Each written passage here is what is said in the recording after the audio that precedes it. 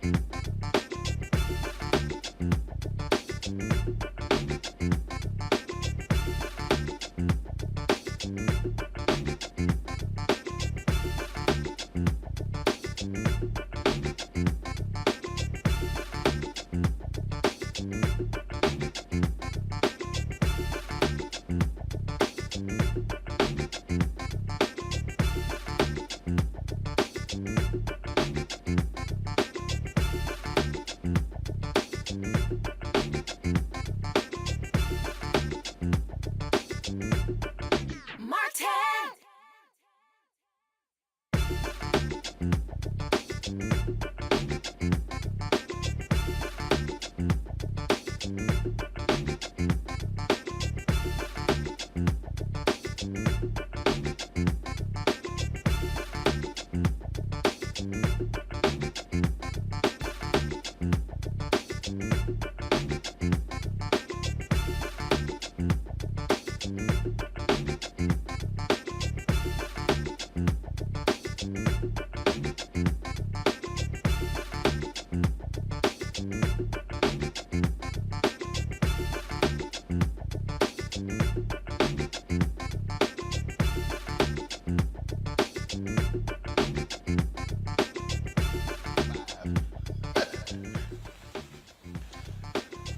Today is Wednesday, February 22nd, 2023. Coming up on Roland Martin Unfiltered, streaming live from the Black Star Network in Los Angeles, where the 54th NAACP Image Awards is taking place on Saturday. Last night, they began to give out some of the awards.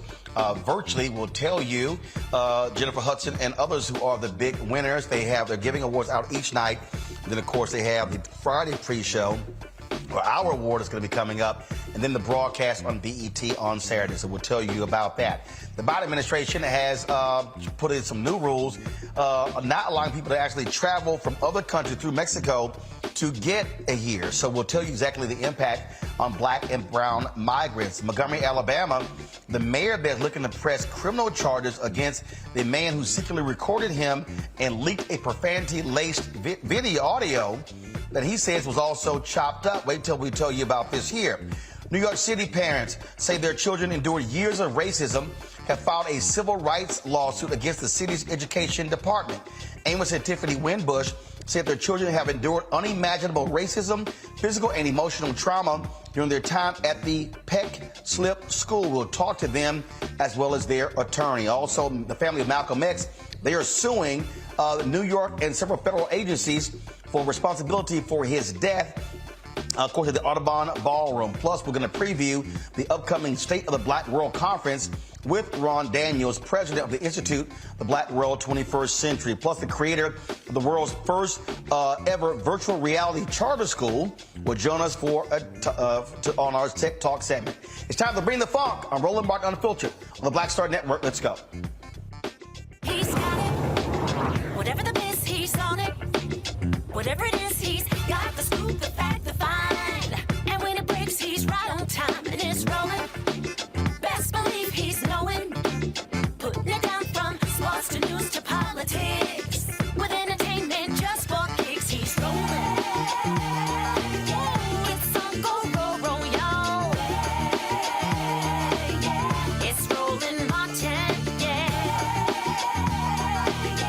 rolling with Roland now. He's funky, he's fresh, he's real, the best, you know he's Roland Martin now.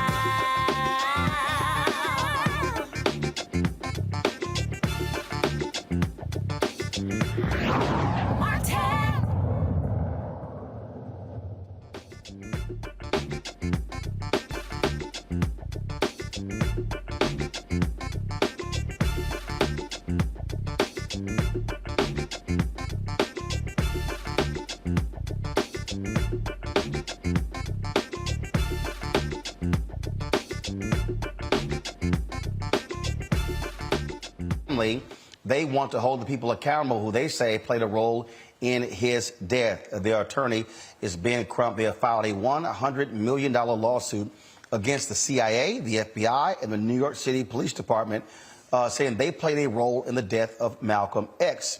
The announcement took place at the Audubon Ballroom in Upper Manhattan, where Malcolm X was shot and killed on February 21st, 1965, flanked by her sister, Quabila Shabazz, and attorney Ben Crump. Iyasa Shabazz says she hopes the events that shattered her mother will finally tell the story of who was behind her father's death. On February 21st, 1965,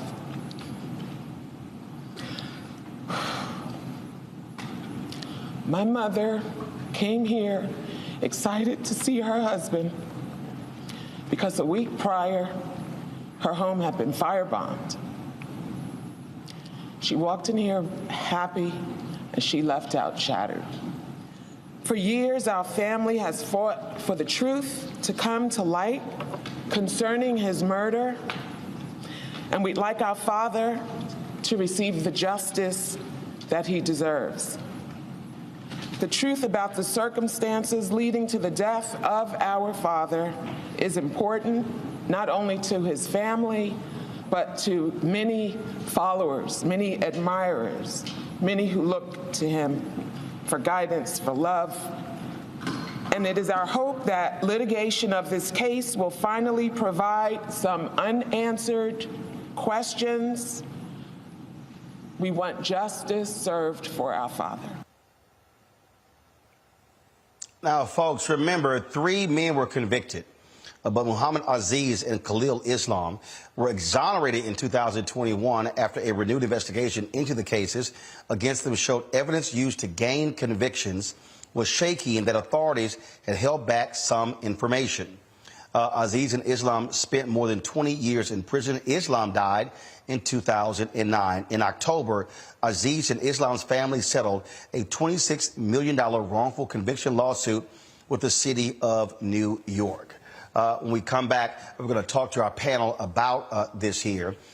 So many questions that people have that still are unresolved regarding the assassination of Malcolm X. And so we'll discuss that next right here on Roland Martin Unfiltered. Don't forget, download the Black Star Network app. Available on all platforms: Apple phone, Android phone, Apple TV, Android TV, Roku, Amazon Fire TV, Xbox One, Samsung Smart TV.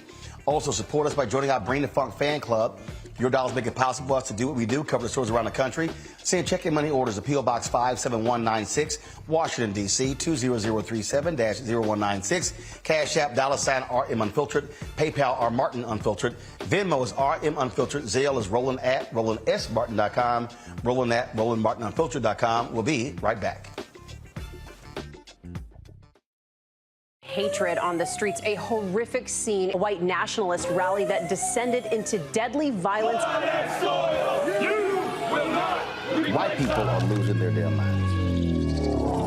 As an angry pro-Trump mob storms the U.S. Capitol, we've seen shooting. We're about to see the rise of what I call white minority resistance. We have seen white folks in this country who simply cannot tolerate black folks voting. I think what we're seeing is the inevitable result of violent denial. This is part of American history. Every time that people of color have made progress, whether real or symbolic, there has been what Carol Anderson at Emory University calls white rage as a backlash. This is the rise of the Proud Boys and the Boogaloo Boys. America, there's going to be more of this. Here's all the Proud Boys, guys. This country is getting increasingly racist in its behaviors and its attitudes because of the fear of white people. The fear that they're taking our jobs, they're taking our resources, they're taking our women. This is white fear.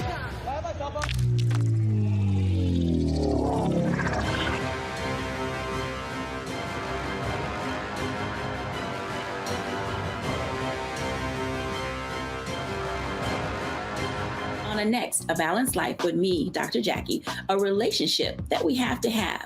We're often afraid of it and don't like to talk about it. That's right, we're talking about our relationship with money. And here's the thing, our relationship with money oftentimes determines whether we have it or not. The truth is you cannot change what you will not acknowledge. Balancing your relationship with your pocketbook. That's next on A Balanced Life with me, Dr. Jackie, here at Black Star Network. I'm Bill Duke. This is Diala Riddle, and you're watching Roland Martin, Unfiltered. Stay woke.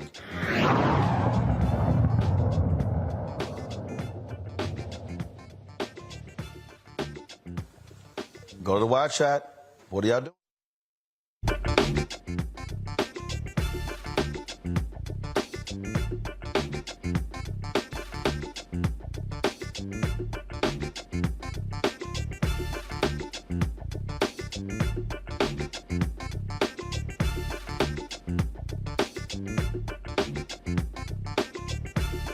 Folks, joining us today on our Wednesday panel, let's get right into it, talking about, again, this lawsuit on behalf from the family of Malcolm X. We've got Scott Bolden, a lawyer based here in Washington, D.C., Robert Patillo, host of the People's Passion Politics News Talk 1380 WAOK in Atlanta. Also, Rebecca Carruthers, Vice President, Fair Elections Center.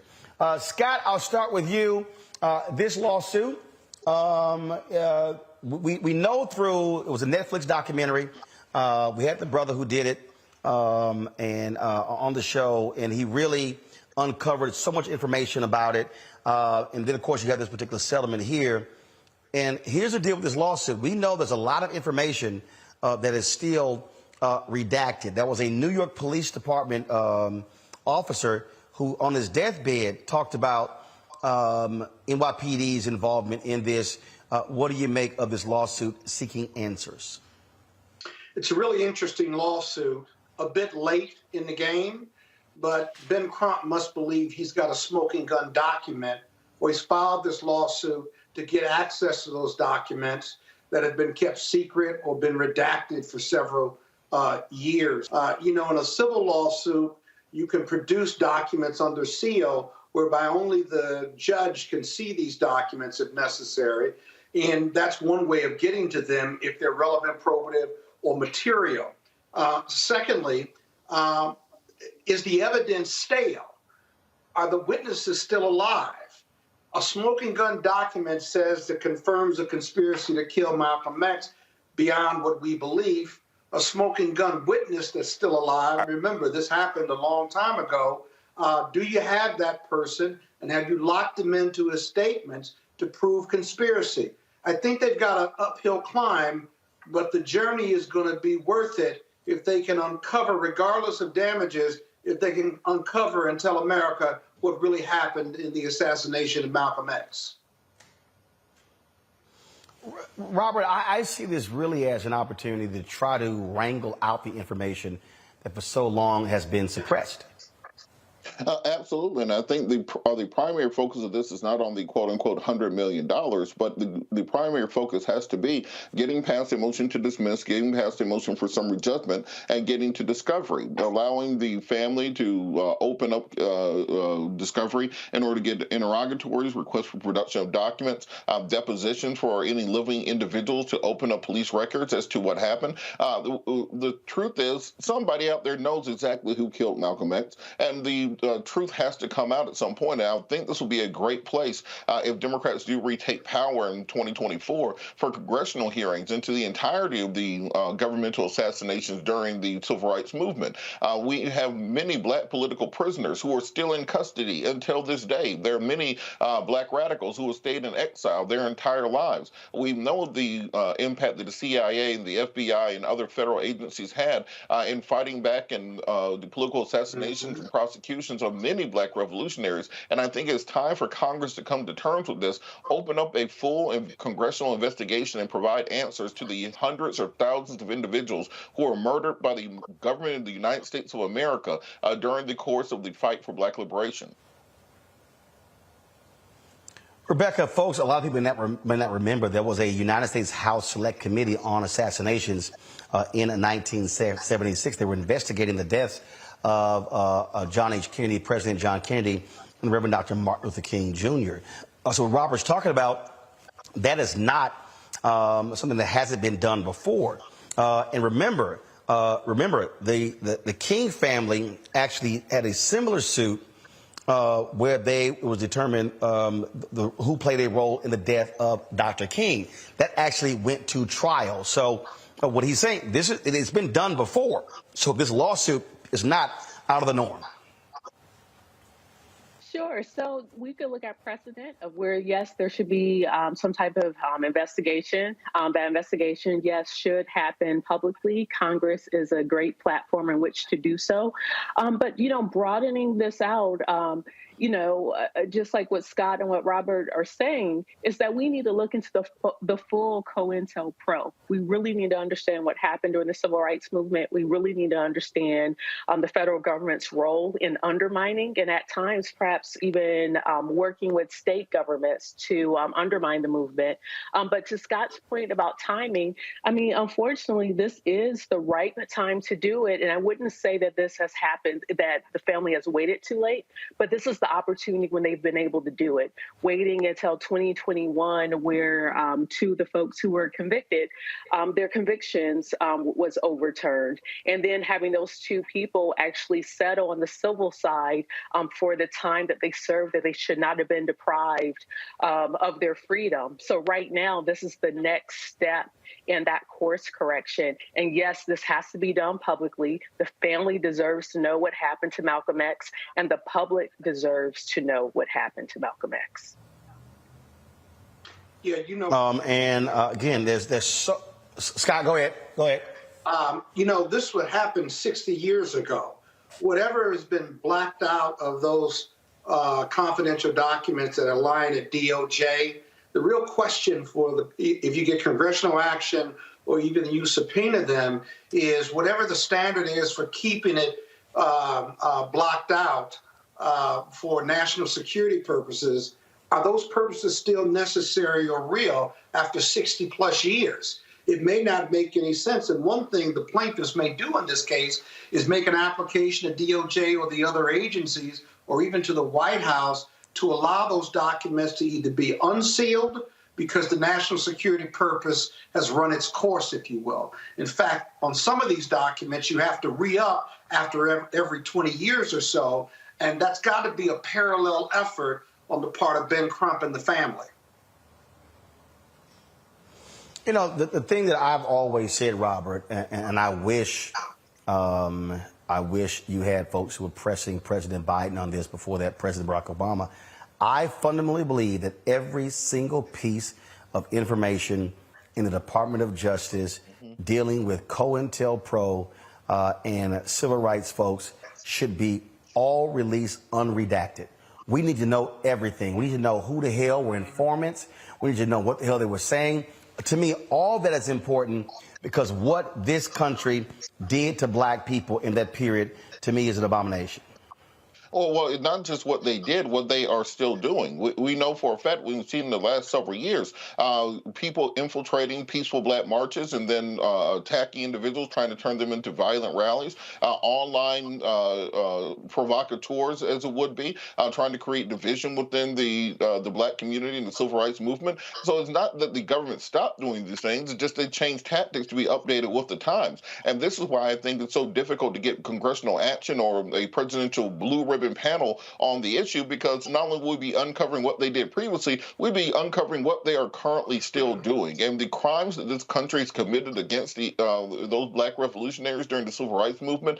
Imagine trying to go to Russia and talk to them about human rights violations after disclosing what America did to black people in this country. Imagine trying to have the moral high ground against China or any other foreign adversary, Iran, etc., on the world stage after disclosing what America did to African Americans in this country. There's a reason it was not until Malcolm went to the United Nations to call for human rights violations against the U.S. government that is when they decided that he no longer was fit for life on this earth. We know the government was involved. We know that there were other entities involved, and the reason that we are not seeing congressional action yet is because they do not have their house clean. They don't want anybody seeing inside yet.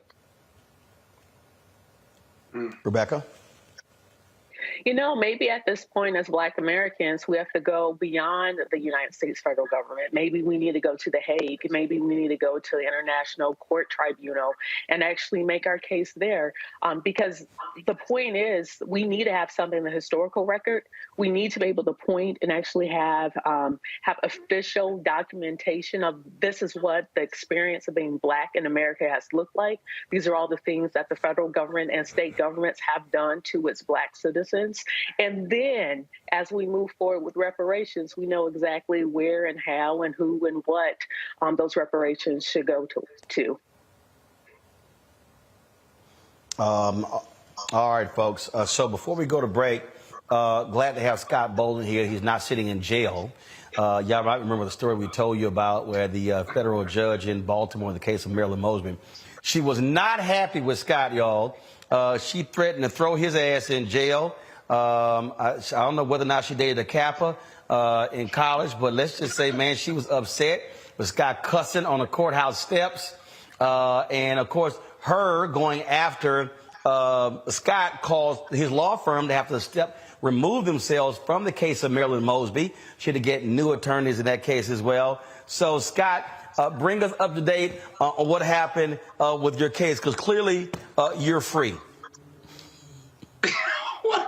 What an intro. Yeah, thanks, Roland, I guess. I mean, my goodness gracious. Scott, you got to admit, that was a hell of an intro. That was a hell of an intro. Yeah, I could write a different one, brother. But essentially, the case was reassigned to a senior judge. The senior judge conducted the hearing yesterday, Judge Richard Bennett. And after the hearing and presentation by my lawyers and court heard from me, essentially, and this is public information, the court decided that admonishment was certainly in order. which we accepted and accepted for sure. But the court decided not to seek criminal sanctions, no referrals, and the case essentially is over. The order, as well as the proceedings, are all a matter of public record. I'm very happy that it's behind me. And listen, I look forward to Marilyn Mosby's innocence with a new set of lawyers, and I'm continuing to support her and advise her along the way. She's a wonderful public official, former public official, got a wonderful family, and I'm confident that she'll be exonerated in the end. All right, then. Well, good. 'Cause I didn't know whether we got to sit here and rustle up some bail money to get you out. You got to do that. So glad to see. Call Roland, and call somebody. Tell him I'm in here. And Roland would take his time getting there. He said he'll call me a couple of days later. You still in? Hey, if Alpha call me, I'll be there. Right, exactly. Robert, what'd you say, Robert? I said it's called zealous advocacy. If you haven't almost gone to jail representing the client, you ain't been trying hard enough. It was been a very difficult place to be in, notwithstanding. It's been a very difficult place to be in, despite how much trash I talk on this show. I'm glad it's resolved and behind me. Yeah. All right, folks, got to go to a break. We come back, we're going to talk about new rules from the Biden administration when it comes to migrants trying to travel to the United States. We'll discuss that. We'll talk about the Image Awards. We'll discuss that and lots more on today's show. Plus, the guy who killed Nipsey Hussle, 60 years in prison. We'll give you the details on that case as well. So lots to break down. You're watching Roland Martin Unfiltered right here on the Black Star Network.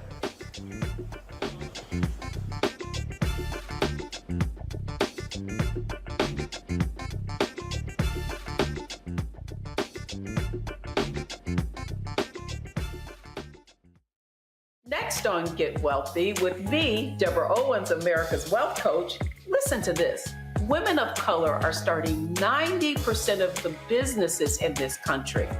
That's the good news. The bad news, as a rule, we're not making nearly as much as everyone else. But joining us on the next Get Wealthy episode is Betty Hines.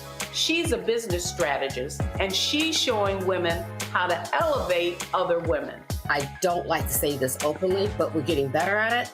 Women struggle with collaborating with each other. And for that reason, one of the things that I demonstrate in the sessions that I have is that you can go further together if you collaborate. That's right here on Get Wealthy, only on Black Star Network. Next on the Black Table with me, Greg Carr. An hour of living history with Dr. Richard Mariba Kelsey, thinker, builder, author, and one of the most important and impactful elders in the African American community.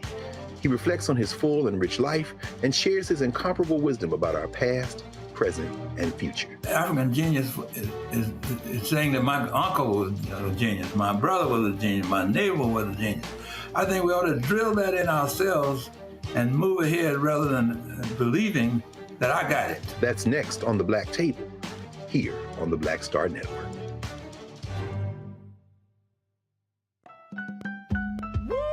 We're all impacted by the culture, whether we know it or not. From politics to music and entertainment, it's a huge part of our lives, and we're going to talk about it every day right here on The Culture with me, Faraji Muhammad, only on the Black Star Network.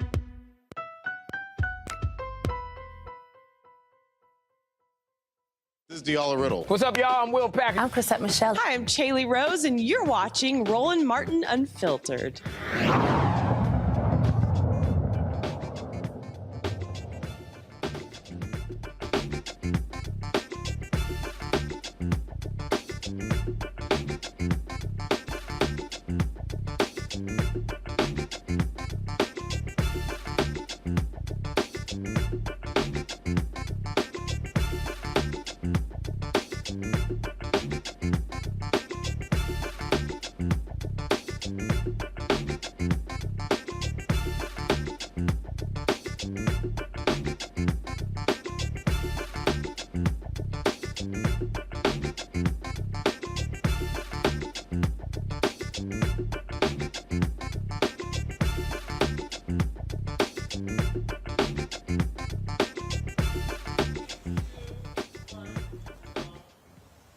All right, folks, a couple of announcements today out of the Biden administration. First, we'll deal with this issue when it comes to migrant workers. What they have done is made some changes to those who are seeking asylum. The rule is going to apply to migrants traveling through their countries to other countries to the U.S.-Mexican border.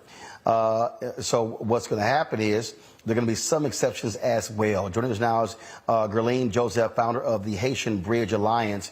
I'm glad to have you here. So can you explain to us exactly what are these new rules, how they're going to impact black and brown migrants?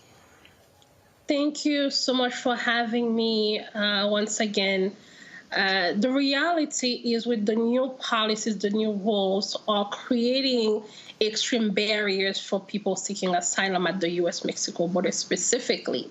And when it comes to black, brown, poor, indigenous, LGBTQAI members, we are extremely worried because they will be forced to ask for asylum in another country during their journey prior to coming to the U.S.-Mexico to ask for asylum.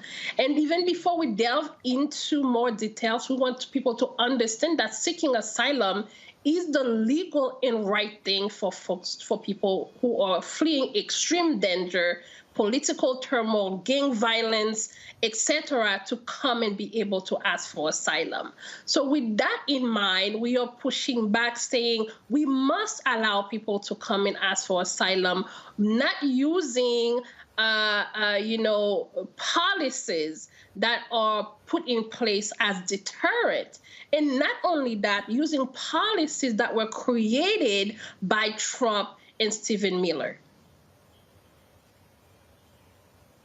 So, obviously, this has been portrayed as Biden and the administration cracking down on the border and cracking down on illegal immigration. Yes, so it is very sad, honestly, to see the narrative that's being used. To say somebody who comes and asks for asylum is doing something illegal, it is absolutely false. Again, this is the right to come and ask for asylum. Both U.S. and international laws allow for that, and we are seeing falling into the narrative of the right that is portraying people coming to seek asylum as, the former president mentioned them as criminals and rapists, and not that, without centering the humanity of black and brown folks seeking asylum that are fleeing political turmoil, that are coming from Haiti, or LGBTQI from Jamaica, fleeing extreme conditions, traversing 11 borders to come and ask for asylum. What this regulation is saying is that if you flee Jamaica as an LGBTQI plus person, if you flee Haiti with the current political turmoil and gang violence, you should seek asylum in Nicaragua, when at the same time people are fleeing Nicaragua coming and ask for asylum. So that's why we continue to make sure we educate people about what asylum is and how people will be impacted by the new policies, specifically when it comes to black people. Questions from our panel. Rebecca, you're first. Sure. So I'm not considered an immigrant to this country, but as a Black American, how can I support Black immigrants in their plight, and even support those who are trying to seek asylum? What type of information would you give to people like me with how we could be supportive? Thank you so much, sister, for saying that, because where we are standing, we are calling for unity of the Black diaspora. Understanding that your ancestors and my ancestors were on the same boat, probably just being sold to a different master in maybe South Carolina, and mine ended up in Haiti. Understanding that reality, our shared history, our shared understanding, how do we come as one and say we are standing for one another? We are going to make sure that we move the scarcity mentality, the divide and conquer mentality that they continue to put in our community.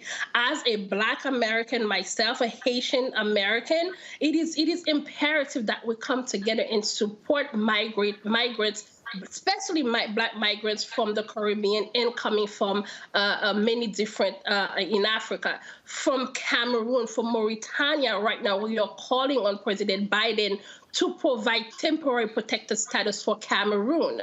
They have done so for Haiti. They have done so for Ethiopia. We must continue to center the realities in the lives of Black people in search of protection and safety. And we must come together as a united front to welcome them with dignity. Robert? Bonsoir, Mademoiselle. I did have a question about just the unmitigated gall of the U.S. and the Biden administration, particularly with a Caribbean American, Kamala Harris being the border czar, a Haitian American, Karine Jean-Pierre being the communications director, the diversity that they talk about. However, they are still keeping the Trump-era policies when it comes to immigration and doubling down on them, particularly given the 200-year history of America meddling in the affairs of Haiti within their hegemonic sphere of influence and very much being responsible for the majority of the political dystopia that has descended upon there. What can be done politically here to ensure that the Biden administration abides by their campaign promises to help the Haitian people when in reality all we've seen is horses and whips on the border and an increasingly draconian policy towards Haitian immigration? Thank you so much, brother, for sharing that. That is the reality. And making sure people understand the history between Haiti and the United States, how the United States continues to meddle, and how U.S. foreign policies continues to plunge Haiti into an abyss that we see right now.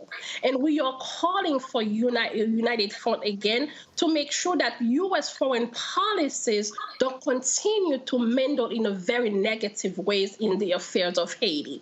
And as you mentioned, we all watched in 2021 September, how the United States responded to Black people.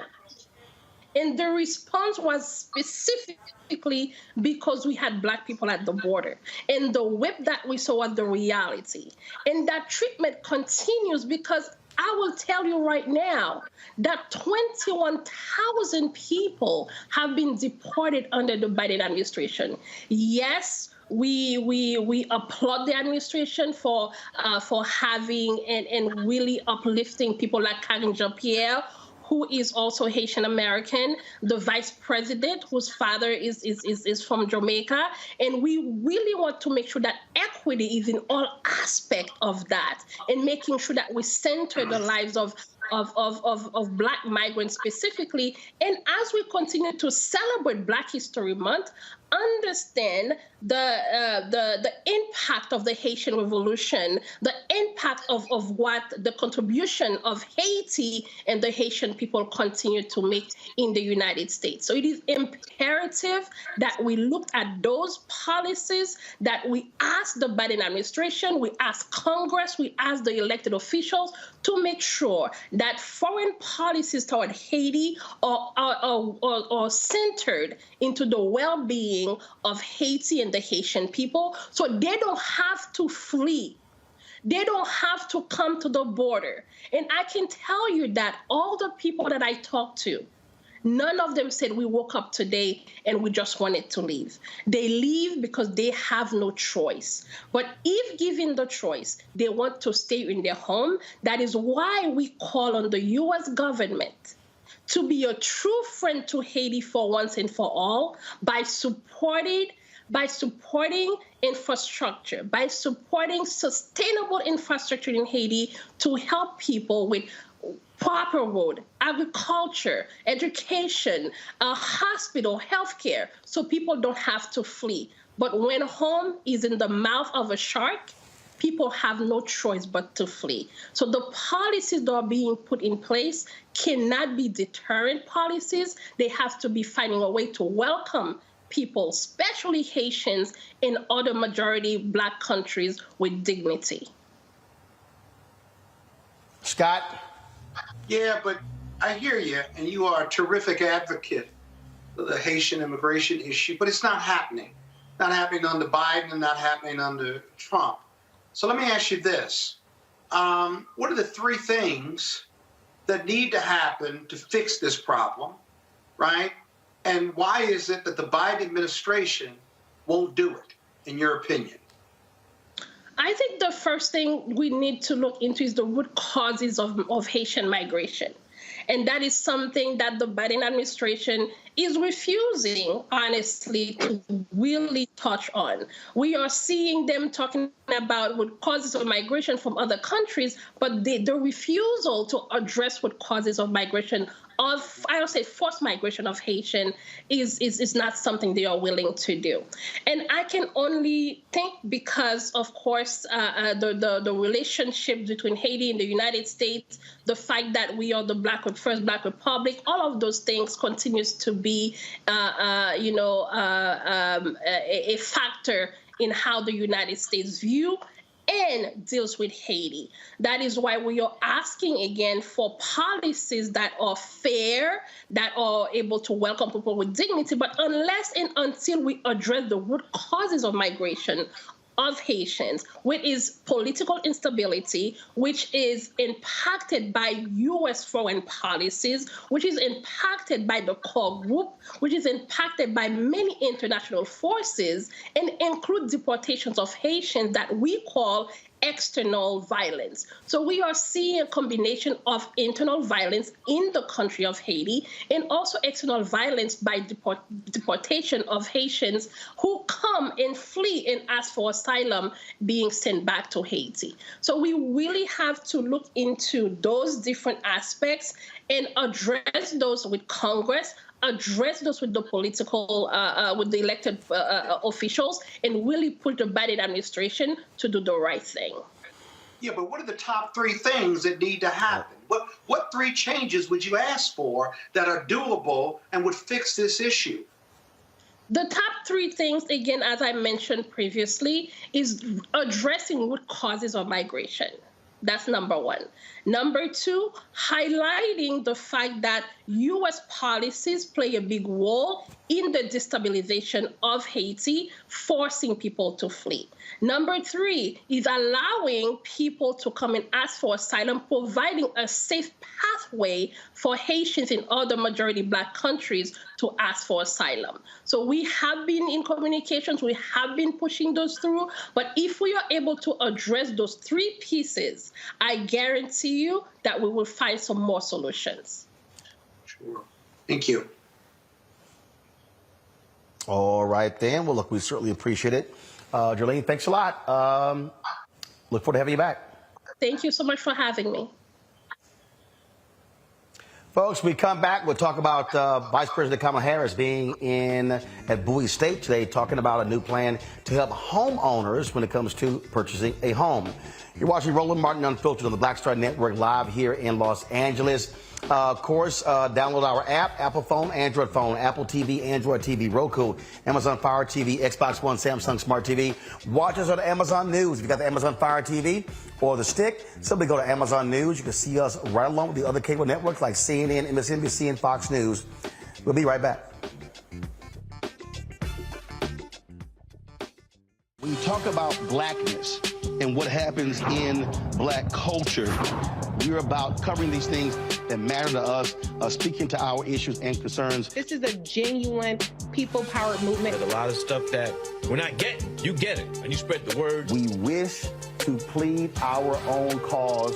Too long have others spoken for us. We cannot tell our own story if we can't pay for it. This is about covering us. Invest in Black-owned media. Your dollars matter. We don't have to keep asking them to cover our stuff. So please support us in what we do, folks. We want to hit 2,000 people, $50 this month, raise $100,000. We're behind $100,000, so we want to hit that. Y'all money makes this possible.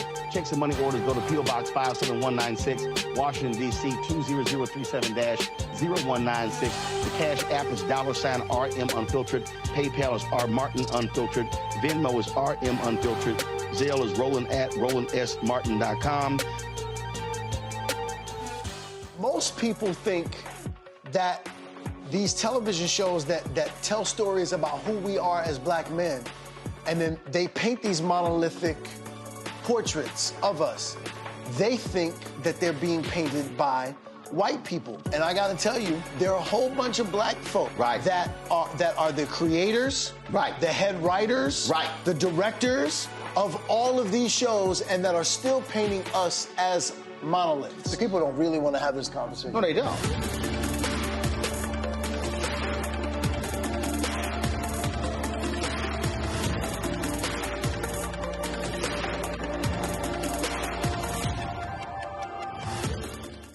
Hi, I'm Teresa Griffin. Hi, my name is LaToya Luckett, and you're watching Roland Martin Unfiltered.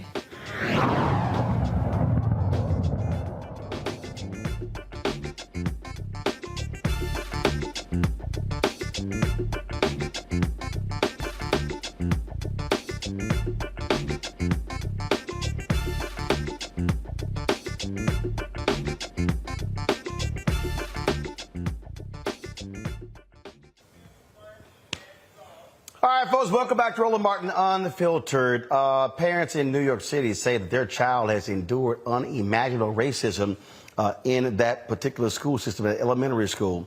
The Winbush family claims their 10-year-old daughter and 5-year-old son have endured abuse from classmates at Manhattan's Peck Slip School. They have filed a federal lawsuit alleging abuse, including death threats, racial slurs, and being spat on, all fostered by the racially hostile environment enabled by school officials. Joining me now is Amos Winbush III, their attorneys Lance Clark and Philip Hamilton, managing partners of Hamilton Clark. Glad to have all of you on the show. So, Amos, walk us through, when did this abuse start for your children? Thanks for having us. It started in pre-K when my daughter was 4, so 2016, 2017. How have you documented this abuse? We have communicated with teachers, principals, assistant principals, superintendents, executive superintendents, the DOE, the district. We've even reached out to local officials, our city council person, as well as New York State senators, 2 of them, to be exact. And we have received very little, if any, true movement. It's almost as if the communications that we send fall into this black hole that will never ever see the day of light. This is somewhat strange, Lance and Philip, because you often see schools talk about having a zero tolerance policy when it comes to these sort of things.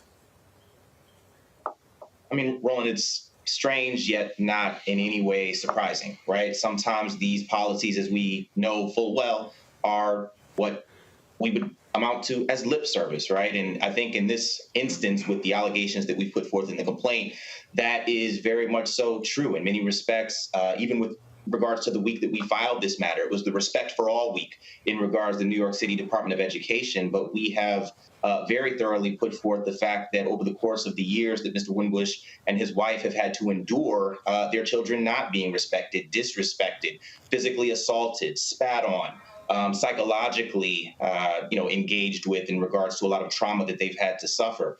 And it's ultimately not okay. And I think a part of this lawsuit is undermining a lot of just that lip service that we see paid, whether it's to diversity and inclusion initiatives or any other realm that is supposed to just essentially have us as a people back off, that to the extent that we don't fight, we're not ultimately able to resolve a lot of the underlying issues that we see within this complaint. So, lip service, at this point, it's just not going to be enough. We're demanding results. Questions from my panel. I will start with you, Scott. Hey, you all. Scott Bolden here. As I read the complaint, you came in on the 42-1983 and on the Title VI because they get federal funds.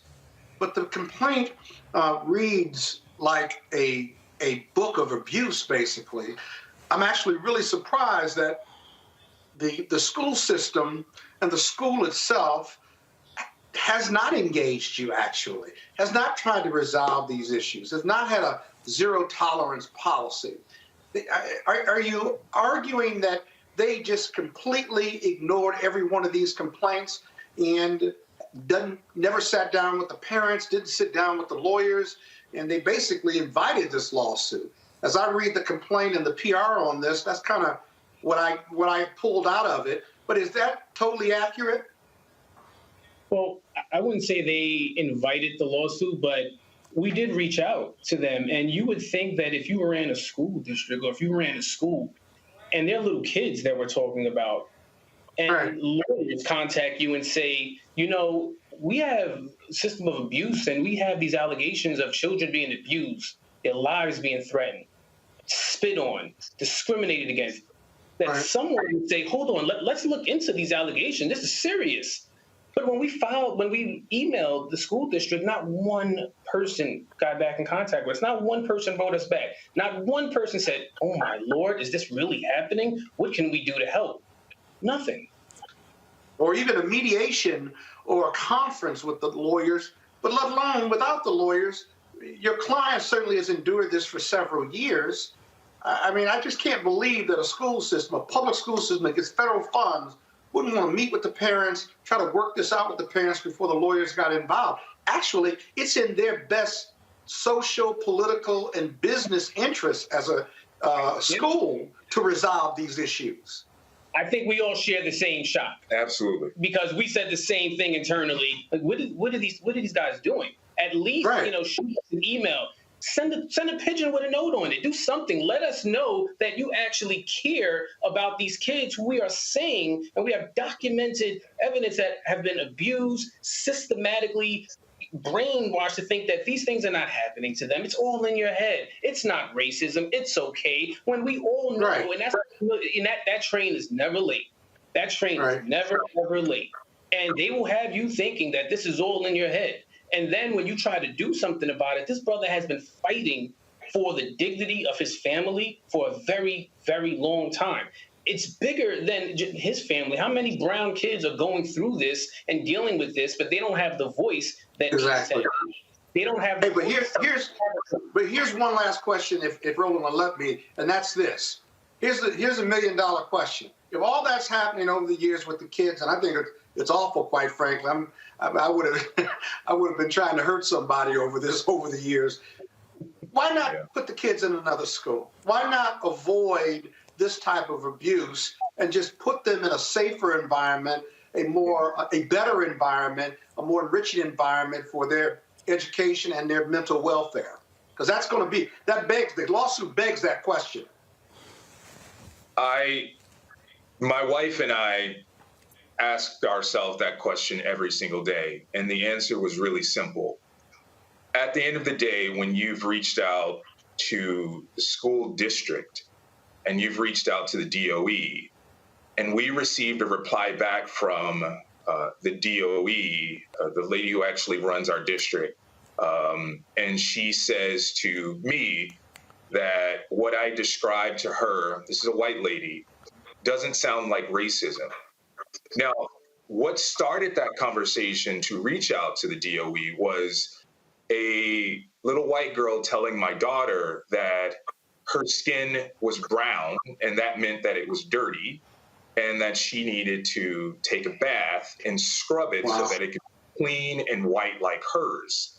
So removing our kids from a school into another school under the exact same Department of Education, under the exact same system, doesn't solve anything. If anything, it adds trauma upon trauma, because we're going to remove her out of a situation where we know what's going on into another situation where we would then have to figure it out.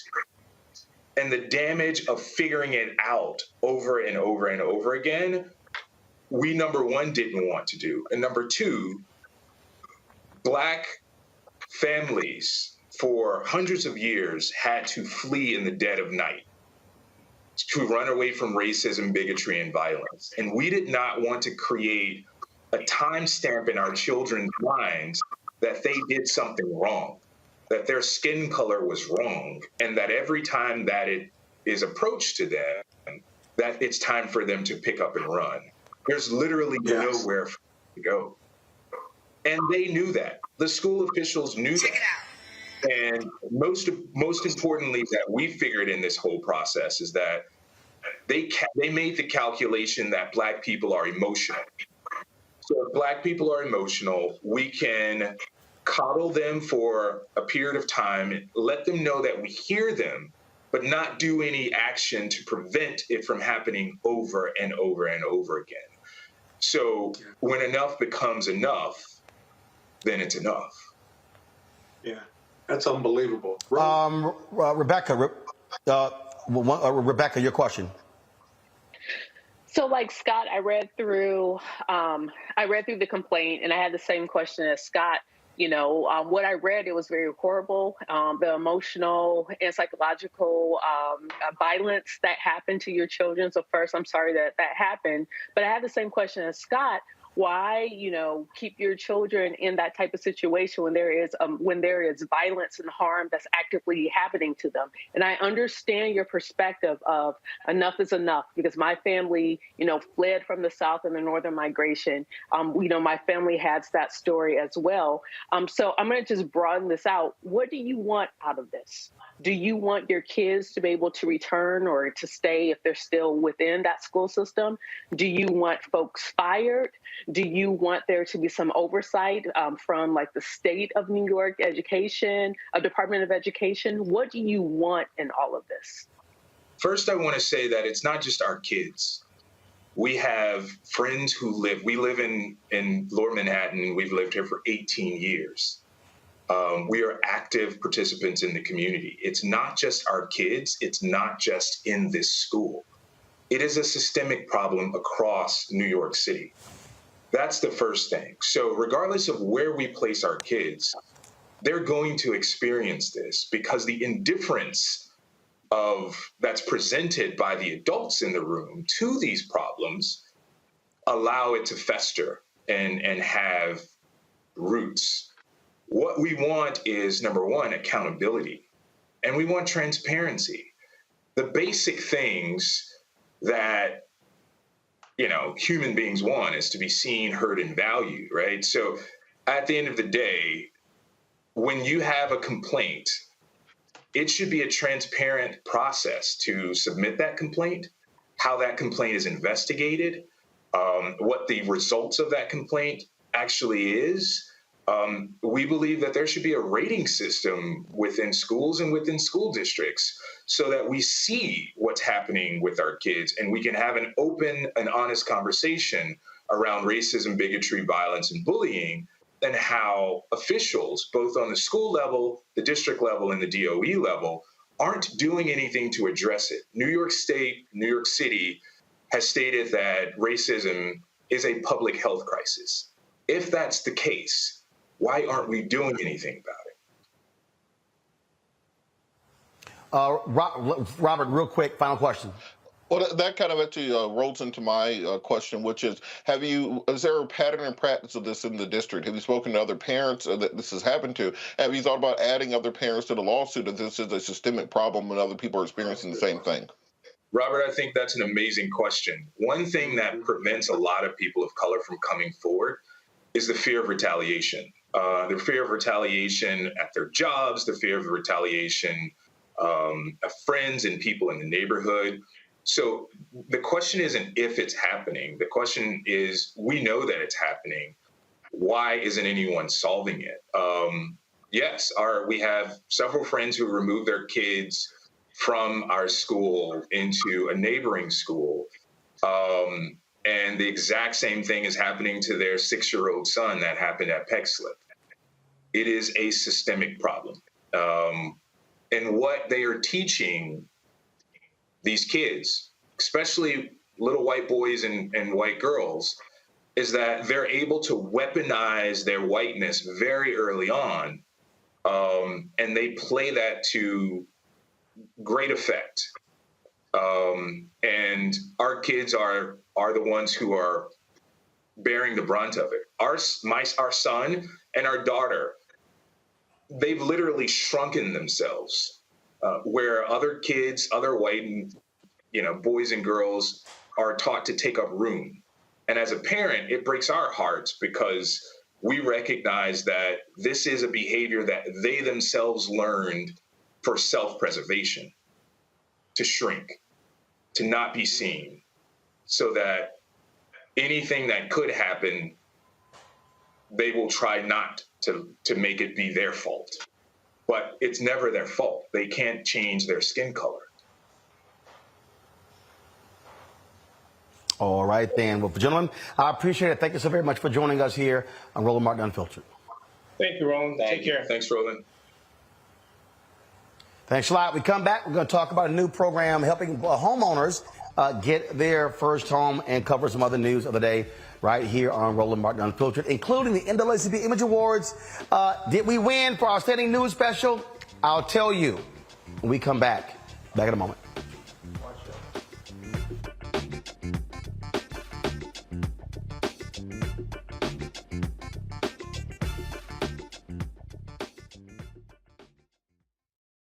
Folks, Black Star Network is here. Hold no punches. I'm real revolutionary right now. Black power. Support this man, Black Media. He makes sure that our stories are told. Thank you for being the voice of Black America, Roland. Stay black. I love y'all. All momentum we have now, we have to keep this going. The video looks phenomenal. See, this difference between Black Star Network and Black-owned media and something like CNN. You can't be Black-owned media and be scared. It's time to be smart. Bring your eyeballs home. You dig?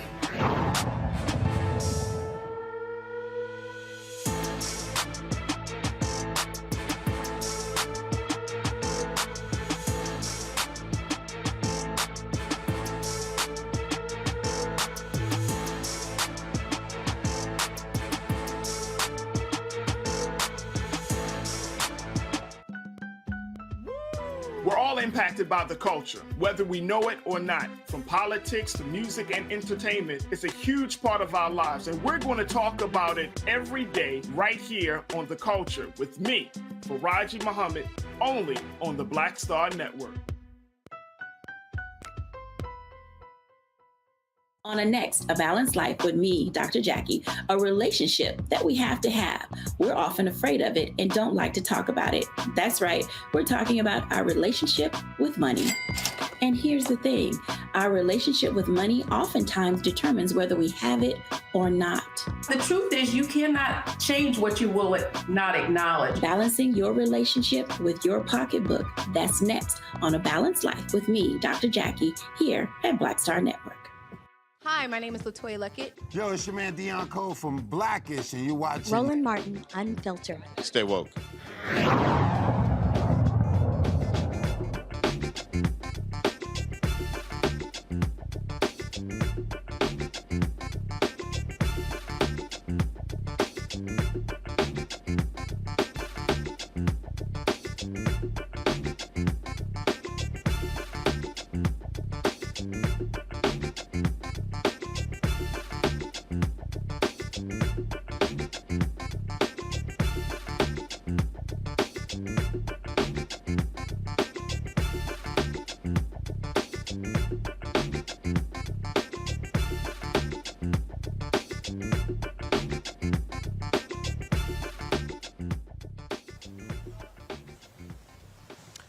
Vice President Kamala Harris was at Bowie State University today in Maryland when the Biden administration unveiled a new plan to help low-income and first-time home buyers save on mortgage insurance costs. She announced in Maryland this new incentive, about $800 per homeowner, is an attempt to help ease the affordability concerns of potential home buyers, specifically those who are first-timers. Here's her speaking at Bowie State. On average, homeowners will pay at least $800 a year less on their mortgage, and that's $800 more in your pocket for household expenses. We expect that with this new approach, more than 850,000 Americans a year will benefit from this discount. Many will be first-time home buyers. Folks, on March 20th. Wisconsin Supreme Court sets up a dream match for Democrats. Last night was the election, and Democrats turned out in huge, huge numbers. And they chose Milwaukee County Circuit Judge Janet Protasewicz and ex-Justice Republican Dan Kelly They were the top two vote getters in Tuesday's primary. Now, right now, Republicans control the Wisconsin Supreme Court by a 4-3 majority. If the Democrat wins, they will flip the court that she has run on abortion rights. She's run on saying the maps in the gerrymandered maps in Wisconsin are illegal. Republicans are scared to death that if she wins, that means Democrats will overturn gerrymandered maps as well as the law against abortion there. They will face off in the general election. Again, conservatives have held a majority of the Supreme Court for the last 15 years. It is locked in Republican rule. They have taken votes away from, they've taken away power from the Democratic governor there as well. This, Robert Patillo, is a huge, huge, huge, huge race because what it speaks to is, again, how do you change your politics when you change the Supreme Court? We saw what happened in North Carolina when Democrats got a majority of that Supreme Court and were able to rule against racial gerrymandering and other issues. This is where the courts matter on the state level. Yeah, Democrats have failed to compete on the state level for many of these positions for years. If you look at what happened in North Carolina, even if you look at former Chief Justice Leah Ward Sears on the Supreme Court here in Georgia, these races are crucial, and we have to start playing on this battlefield across the country. We have to start putting money into state and local races, state and local judiciary races, because when these people come back to try to steal the election again, to have the next January 6th, this time more well planned out and well thought out, with better executions, and they already had one dry run, it's going to be state Supreme Courts deciding many of these electoral cases. It's going to be local elected officials making decisions on these voting patterns, etc. So it's crucial for us to pay attention to these races because they've been working on these races for decades now, and they hold a severe majority in state houses across the country and in judicial appointments in state Supreme Courts nationwide. Rebecca, you've got these conservative billionaires. They poured a bunch of money into this race for Dan Kelly. But here's the thing. Dan Kelly lost in 2020 by 11 points. And in fact, what happened here was Democrats were actually pouring money against the other Republican to knock her off the ballot. And many Republicans were saying if she loses the primary, guess what? They're going to lose in the general. They're scared to death. This could very well be one of the costliest state Supreme Court races in American history.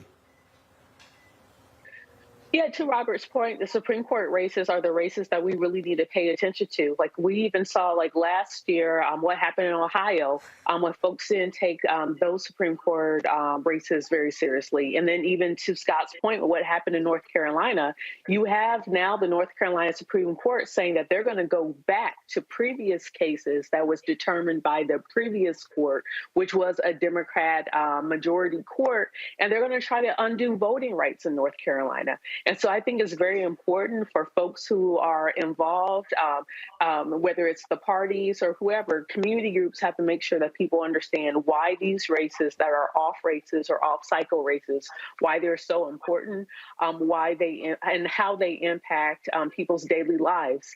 The Supreme Court in Wisconsin is probably going to determine what labor union rights is going to look like in Wisconsin. So it's going to be a very important race. The general election is now in April, so I hope many people will turn out for it. Scott, when we talk about these state races, again, the Supreme Court has already made it clear, hey, stare decisis, what the hell, we don't care. So at the end of the day, look, if you take control, you can undo a lot of the damage that conservatives have inflicted. And of course, there's a fear that the same thing right now, Democrats have a 4-3 majority on the North Carolina court. Had Sherrod Beasley not lost by 400 votes, it will be a Democratic majority of 6-1. But again, hey, if you're Democrats, if they play politics, what the hell? Why can't you? All politics is local politics. Let me take it a step further for your listening audience, right? State Supreme Court justices, they're running for office. So this is a political office until you get to the judiciary. But whether it's Wisconsin or any other state, the state Supreme Courts, Republicans love state rights, okay? So now we're going to go to state rights. These Supreme Court justices pick and choose what cases they want to hear that are coming from the Court of Appeals or even sometimes at the state court level. And so they can make a decision if it's 4-3 Democrats They can make decisions on abortion rights, voting rights, civil rights, gun rights, abortion rights, a woman's right, gender rights, if you will, queer rights. I mean, they can run the gambit. And here's another thing, Roland. Lawyers decide which cases to take up to the state Supreme Court based on who's sitting in that Supreme Court. If they know they got a shot with 4 or 5 Democratic justices, right? The voting rights and the voter reapportionment, they can choose to take up there and have a fairer election, redraw the maps so that Democrats, fairly, Democrats have a more fair shot at it. It is one of the most powerful courts in the land, notwithstanding the federal and the U.S. Supreme Court. You can control which states Democrats can control by putting a 4-3 or 5-2 margin up there. It's vitally important. If you're a Democrat, you need to be sending money to the state justice race, right? Because it'll have ramifications on the politics of Wisconsin. And once you get Wisconsin and you got North Carolina, now Democrats can get real smart and start taking some of these other state offices that are going to control voting rights vis-a-vis the president and the ability to determine who the delegates are in the next presidential election. We should take that for granted. You can't take that for granted anymore. I'm sending money to Wisconsin tomorrow. Seriously.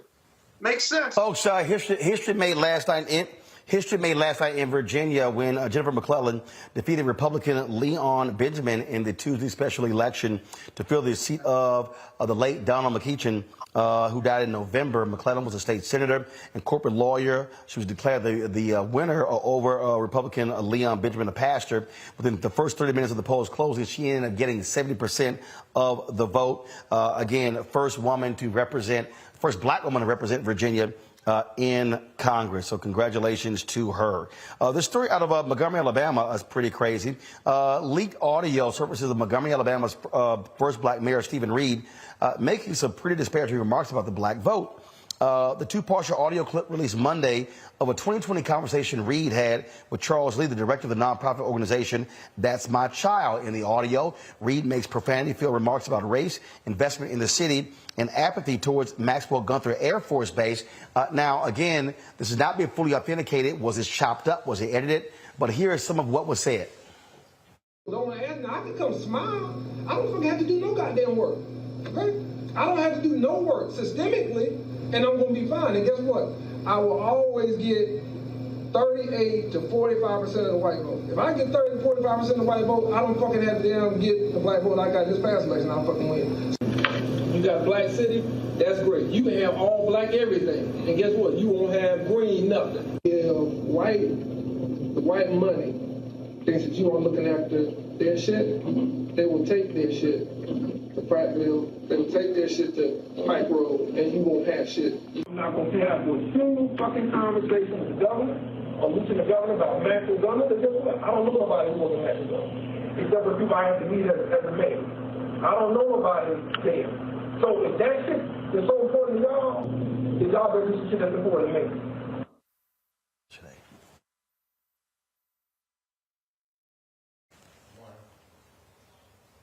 Well, Mayor Reed not happy at all with this, and he says he plans on suing. Came out of an interest in personal gain. He came to shake me down. He came to extort the mayor of this city, at which on a day when tension was already as high as it could be, it went even higher. And it went higher because I was offended that others in the community who look at him as a role model and as someone who had been a leader would take that opportunity. The pain of a family, not only in Minneapolis, but the pain of a community across this country, to try to extort, shake down, or get money out of the city, which he's not from, but the city that has embraced him and his charity.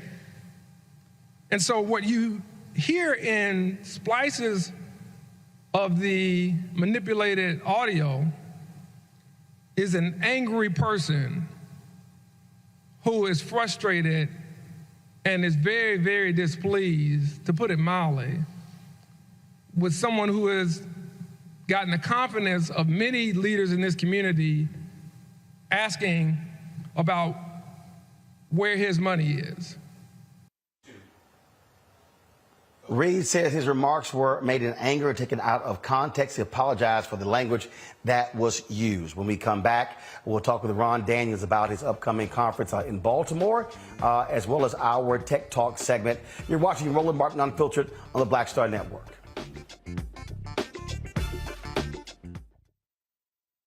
Hatred on the streets, a horrific scene, a white nationalist rally that descended into deadly violence.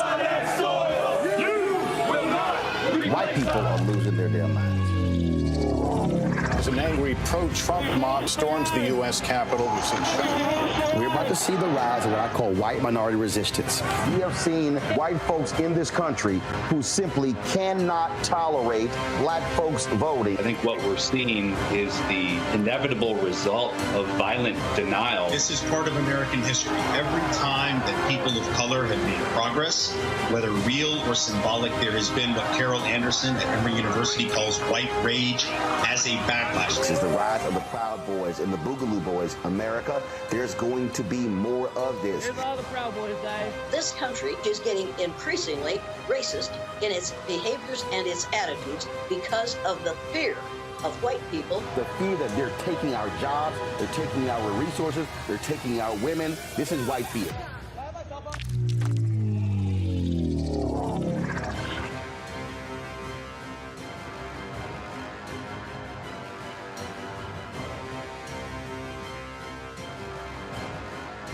Next on the Black Table with me, Greg Carr. An hour of living history with Dr. Richard Mariba Kelsey, thinker, builder, author, and one of the most important and impactful elders in the African American community. He reflects on his full and rich life and shares his incomparable wisdom about our past, present, and future. African genius is saying that my uncle was a genius, my brother was a genius, my neighbor was a genius. I think we ought to drill that in ourselves and move ahead rather than believing that I got it. That's next on the Black Table, here on the Black Star Network. I'm Shantae Moore. Hi, I'm BB Winans. Hey, I'm Donnie Simpson. What's up? I'm Lance Gross, and you're watching Roland Martin Unfiltered.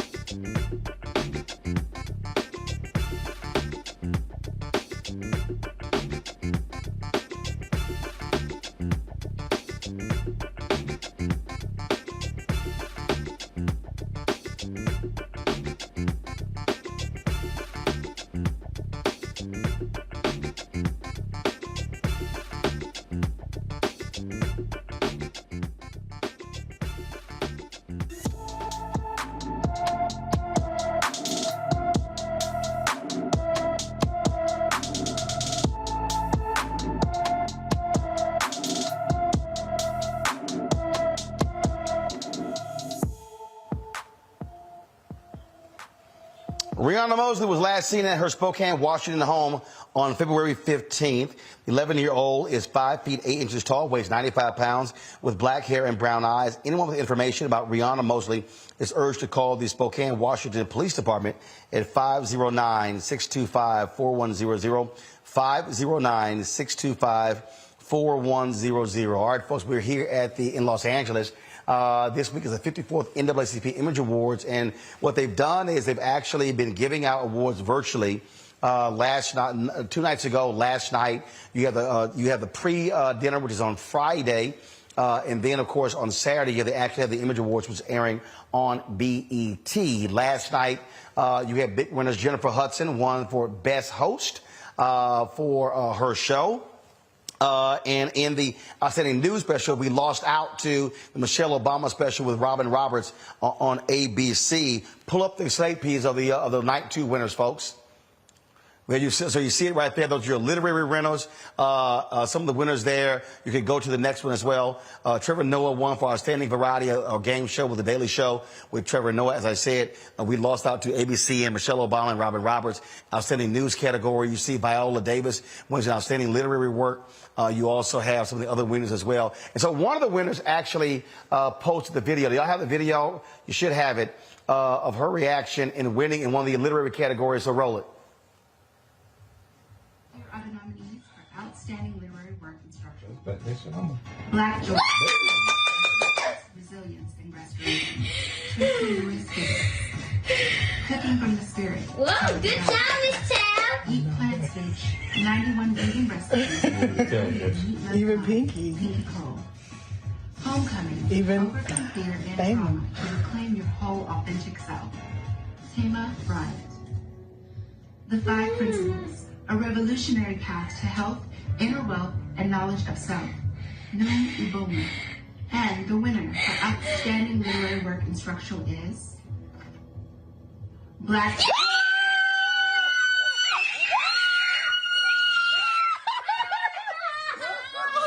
Oh my God, man. Oh my God! What? Oh my God. Oh my God! Come down there.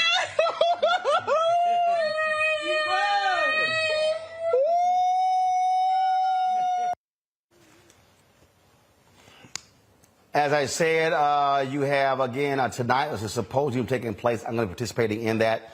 Then, of course, you have the additional virtual shows that are going on. And then, of course, the pre-show dinner on Friday night. We'll be there broadcasting as well. And then, of course, on Saturday, the award show, we'll be broadcasting live from the red carpet as well. And so definitely looking forward to that as the NAACP saluting black excellence across the board. I'm going to ask Rebecca this because I want to start with you. One of the things that whenever these award shows happen, Rebecca, we have, Oscars so white, people complaining about not getting enough, putting the Golden Globes, not getting enough SAG Awards. But the reality is this here. We know how white privilege works. We know how racism works. And this is also why we as African Americans have got to look at our award shows as just as important or more so than the SAG Awards, the Emmys, and the Oscars. But the reality is we know that there are people who put more precedence, who put more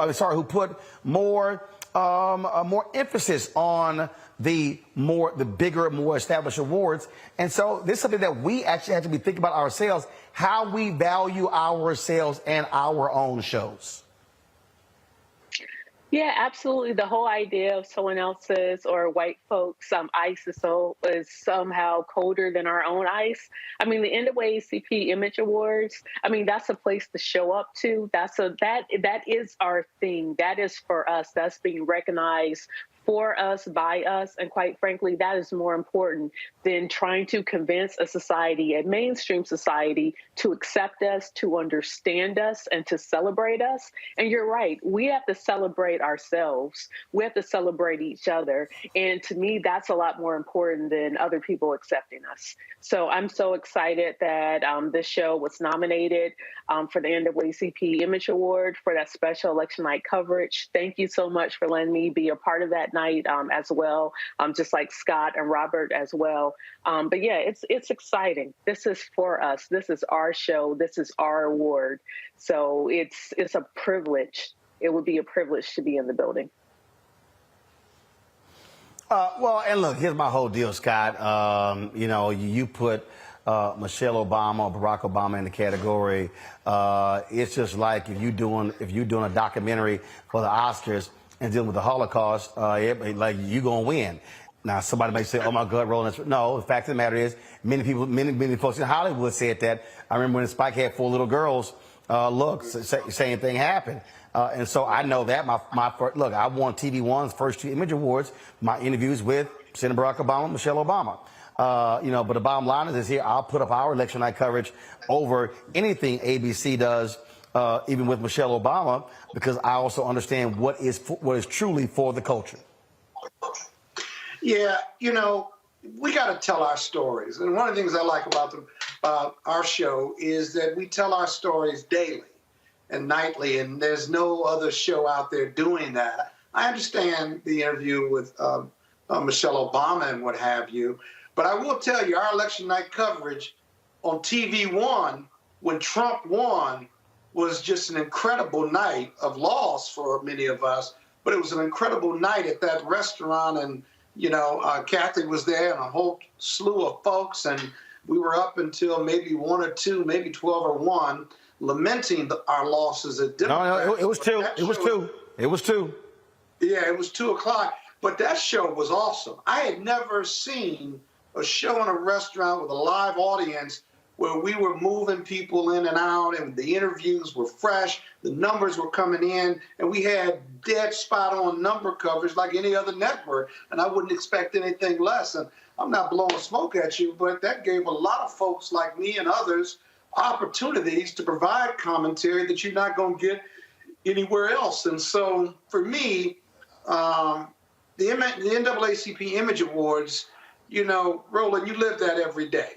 And you live it every night, and you know what? There'll be other opportunities, but know that there is no other black voice talking about black issues, unapologetically black on a nightly basis, but the Roland Martin Show. And so we live with that. We own that, and we're going to keep telling our stories, and there'll be other awards to receive, I promise you. Oh, yeah. Look, I'm not worried about it. I did say this here, because this was our first nomination. I did make clear that we didn't get nominated this year. I was going to enter again, because what was offending me was seeing all these corporate outlets being nominated and nobody black owned. And so I told my team, I'm not going to waste my damn money, because first of all, the nominations ain't cheap. I think it's like $750 per nomination. And I said, I ain't going to be wasting more money. So they lucky we got nominated this year. But I made it clear I wasn't going to do it again, because, look, we're going to do the work regardless. And look, our audience, they are certainly rewarding us in terms of what we do. And so we want to thank them. And so we're going to keep doing what we do. And like I make it perfectly clear, we do black every day. I love people talking about, oh, my God, it's Black History Month. I'm like, look, I understand it's Black History Month, but we do black every single day. So it ain't like 28 days, all of a sudden we realize black folks exist. It's every single day. And this is what I've also said, every black paper I've run, also at TV1. Can't no other network out-black us. That's right. That's they right. Try. And that's our space. It ain't going to work. It's great to have that space. Ain't nothing wrong with having that space. And people who keep talking about you and your days at CNN and otherwise, gosh, this is black-owned media at its best, right? And it's working. And it is high level. It's excellent. It has excellence every day your team shows up. And there's no place else on earth doing what you're doing as an entrepreneur, not just as a journalist, but as an entrepreneur. I understand both of those worlds as counsel to NMPA, and there's nobody else is doing this. And you chose this space to branch out in. You've been at this a long time, but I remember the TV1 that you chose this and you promoted, said, we're getting ready to do something special with the Black Star Network and these deals that we're doing and stuff. And you leaped out on faith as an entrepreneur, and it's working. It's working. I wish you'd get us back in the studio, but that's another discussion. Oh, no, look, we're going to do that. We ease it back into it. So, we'll make that happen. That's not a problem. But that's definitely going to happen. But it's easy to cut you off when you're not in the studio. And I want my jacket. It's easy. Not a jacket. That you get everybody gets a jacket but me. Guess Kappas can't get a jacket. Kappas can't get a jacket. That's wrong. That's wrong. People stop me there. Scott, what's wrong with you? Scott. That's that, man. He don't like me. Scott, he don't like me. He's jealous of me. Scott, that's not the problem. We didn't order any small sizes.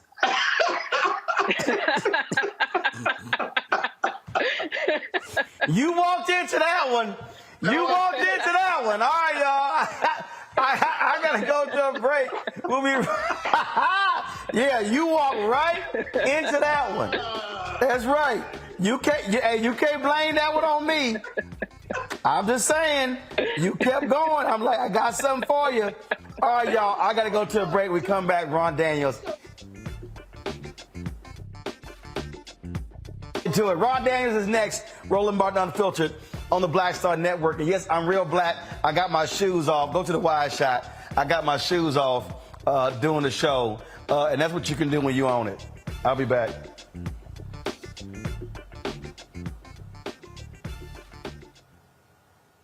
I'm Deborah Owens, America's Wealth Coach, and my new show, Get Wealthy, focuses on the things that your financial advisor and bank isn't telling you, but you absolutely need to know. So watch Get Wealthy on the Black Star Network.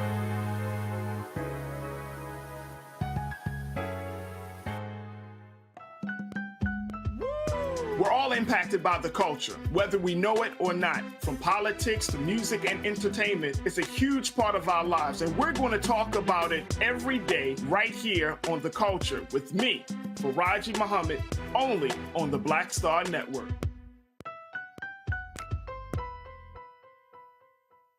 Hi, I'm Dr. Jackie Hood Martin, and I have a question for you. Ever feel as if your life is teetering and the weight and pressure of the world is consistently on your shoulders? Well, let me tell you, living a balanced life isn't easy. Join me each Tuesday on Black Star Network for A Balanced Life with Dr. Jackie.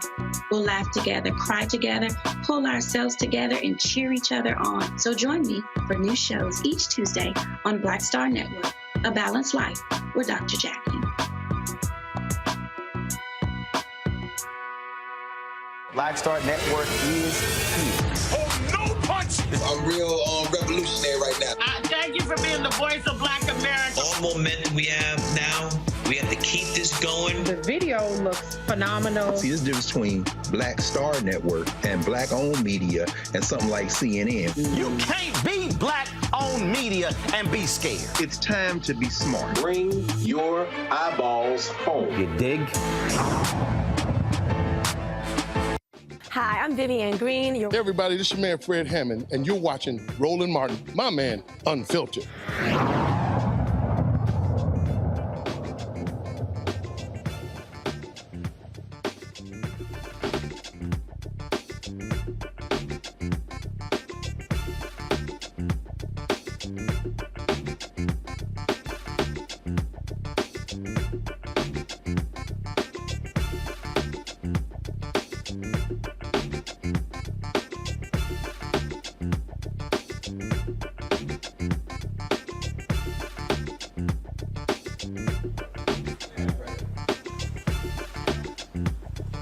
Let's go.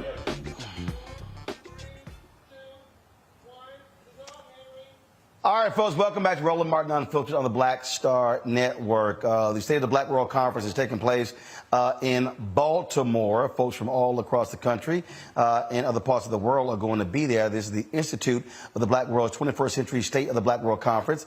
5-day conference will feature working sessions to assess the condition of black people in the U.S. and globally. Ron Daniels is the president of the Institute. He joins us right now. The conference is taking place April 17th to April 23rd. So, Ron, what's the plans? Well, the plan is to have a plan. In other words, what we typically do at the State of the Black World Conferences is not only look at analysis, but we also try to have sessions where people have an opportunity to lay out solutions. So we have these 8 issue areas that you mentioned. We're going to talk about the environment. We're going to talk about crime and gun violence in the community, socially responsible entrepreneurship, questions that relate to gentrification, 8 areas altogether. There'll be one on hip hop and its contributions to the Black freedom struggle. And what we do is we expose people to all of these areas. Like you, we don't want people just to come in, moan and groan and complain, but also to bring models. What are you doing that is positive that we can use and share with other people to take back with them when they go? What's unique about this one, we've done 5 of these. This is the crown jewel. This is global. People are coming from all over the world for this conference. In fact, I'm delighted to announce today that Prime Minister Adu from Ghana is confirmed. He will be here. And there are several other heads of state that will be in Baltimore for the conference as well. And so the goal, again, is to meet, to interface, to collaborate, to network, to share with each other in a Black space, just like you're talking about. We create a Black space in terms of spirit and culture, and to analyze where we are. And the theme captures it all. Global Africans rising, empowerment, reparations, and healing. Reparations will be one of the key thematic areas that will run throughout the conference, because reparations is exploding all over the world in a way that is challenging these systems of white supremacy, and we're making progress both in this country and throughout the world. So that's the plan. And we want people to go to ibw21.org, ibw21.org. And of course, we're hoping that you're going to agree to be the co-moderator with Dr. Julianne Malvo, as you did with the town hall meeting we had back in November, because we're going to have a global town hall meeting with people to discuss not only what's happening here in the U.S., but what's happening throughout the world. Last conference was held. How do you track what changed, what was actually done, who actually accomplished what? How do you do that? Well, we do it by having some of the same people who are facilitators facilitate the sessions again, and bring people together to share what the outcomes have been in their respective communities. And proactively, in some of these areas, we already have a sense of what we want to do. We want to share with people. If you take the area for gentrification, for example, we say that there's a state of emergency in Black America around gentrification, displacing Black people and Black culture. So what we want to do and have done is to begin to bring together activists, policymakers, and so forth who are dealing with this issue all across the country, who have not been meeting with each other, who have not known each other, to come together to begin to talk about how they can collectively move together. In that regard, we want to create a national network, and we want to have a national resource center, and that resource center can provide technical assistance for people who are engaging in the struggle across the country. Similarly, in the area of police violence, Pastor Mike McBride and a number of people who are doing work in this area and doing it impeccably.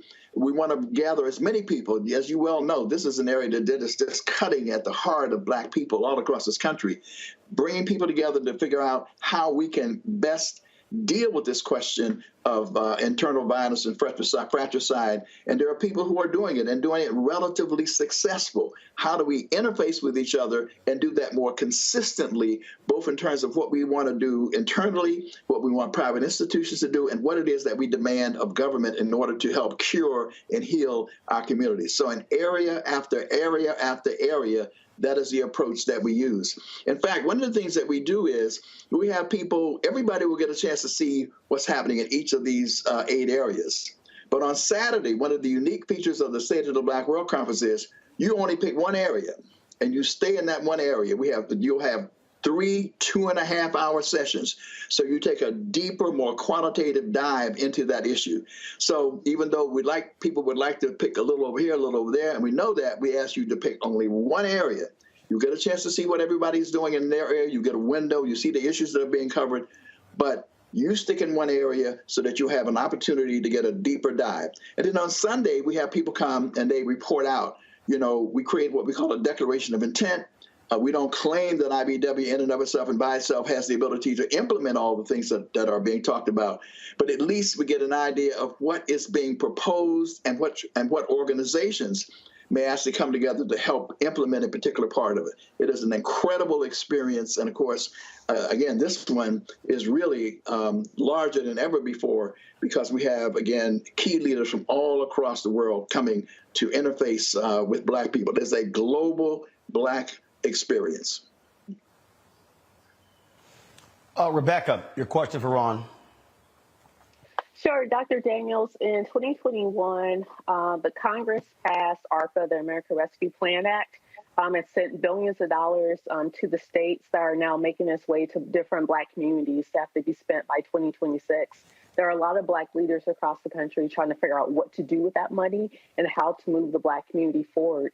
Would you say that this conference coming up in April will help some of those communities and community leaders come up with a plan of the best way to use this capitalization to really move Black communities forward in this country? I don't know if they were addressing that question specifically, but as it relates to water and climate change, not climate, and environmental justice, this is one of the areas in which some of those dollars are being allocated. And one of the issues, as you well know, is in places like Jackson, Mississippi, they're trying to figure out how to not get the money to the local communities, but to have those monies be stalled at the state. We will definitely be meeting to try to figure out how to challenge that kind of reemergence of states' rights that really creates a new kind of apartheid. So even though you've been starving already, you won't. There are ways in which they're trying to block those resources, from coming and flowing into those communities. So there will be those kinds of conversations that will be taking place. Robert? Thank you so much for all that you do and all the work that you put together thus far. What are going to be the efforts to finally hold Congress accountable for actually moving on many of these issues, whether it be the study committee on reparations or any of the other issues within the African diaspora? The Congressional Black Caucus, the largest caucus in Congress, it's the largest it's ever been. You have 50 plus members in the House, 2 United States senators. What is being done to force them to actually move and act? Well, we don't see this conference specifically as trying to necessarily force the CBC to act. I would say that the CBC is exercising considerable influence. We're trying to, in fact, get not the CBC, but we're trying to get Biden to move on getting H.R. 40 enacted by executive order. And so that will be one of the things that we'll be talking about, is how we can amass greater energy around that particular issue. We will, in fact, have people like Latasha Brown and Melanie Campbell and others talk about how we more effectively utilize the black vote. We're in a scenario, quite frankly, where the black vote was responsible for blunting the so-called red tide. It was a black-led blue wave that did that. And of course, as Roland has talked about, and I agree, we will be talking about how we, in fact, create a greater culture of civic engagement and civic participation, so that our people are always ready for the, dare I say, the nonviolent march on ballot revolution, in order to not only hold the Congressional Black Caucus accountable, but in fact to continue to advance our agenda. One of the key issues at this point is, of course, we're facing the alt-right, raw, naked forces of white supremacy and white nationalism. Unfortunately, with the House being in the hands of these crazy MAGA mad people, it makes it very difficult for some of the things to move forward in the way that we would like. And yet we have to continue to raise the demand. We have to continue to raise issues like the Floyd criminal justice reform bill, like the John Lewis voting rights bill. These are things that actions can be taken on by Biden by executive action. But it is really reparations, H.R. 40, of all of these bills, which has the greatest potential to actually be up and running, because it's no longer a study bill. It is a bill to study and develop reparations proposals for African Americans, which means that actual commission with a budget of $20 million can actually be doing the work. So we support all of these efforts, all of these actions. They will be, I'm sure, permeating throughout the conversations that we have at the conference. We anticipate several members of the CBC to be there, as well as mayors being there, people who are elected officials, not only in the U.S., but around the world. And again, we'll be pushing these issues forward. Ron. All right, then, Ron. Well, look, we certainly No, Scott, you can't ask a question, Scott, because you asked 3 questions in that education segment. Who's counting? You thought I forgot, huh? You thought I forgot. I don't forget nothing. I thought you were asleep. No. No, son. No. Meet Scott. I remember everything. Ron, tell people where to go. Ron, tell people where to go to get more information on the conference. All roads lead to Baltimore. April 19th through the 23rd, and you go to ibw21.org. Discount registration is on now. It's going to be more after April 1st. All roads lead to Baltimore. And I want to meet Scott. I just recognize him. That brother, I like the way he rolls. So, Scott, let's hook up, man, and make the State of the Black World Conference a big deal, Let's brother. do it, One of the man. great conferences in this era. Yeah. Love you, brother. And all of y'all. Yeah. Give him one of your dashikis because he needs it. All right, Ron, I appreciate it. Thank you, brother. Really appreciate you. Thanks a bunch. Y'all, TikTok is next. You're watching Roland Martin Unfiltered, the blackest show out here. Back in a moment. Hatred on the streets, a horrific scene, a white nationalist rally that descended into deadly violence. White people are losing their damn minds. An angry pro-Trump mob storms the U.S. Capitol. We're about to see the rise of what I call white minority resistance. We have seen white folks in this country who simply cannot tolerate black folks voting. I think what we're seeing is the inevitable result of violent denial. This is part of American history. Every time that people of color have made progress, whether real or symbolic, there has been what Carol Anderson at Emory University calls white rage as a backlash. This is the rise of the Proud Boys and the Boogaloo Boys. America, there's going to be more of this. Here's all the Proud Boys, guys. This country is getting increasingly racist in its behaviors and its attitudes because of the fear of white people. The fear that they're taking our jobs, they're taking our resources, they're taking our women. This is white fear.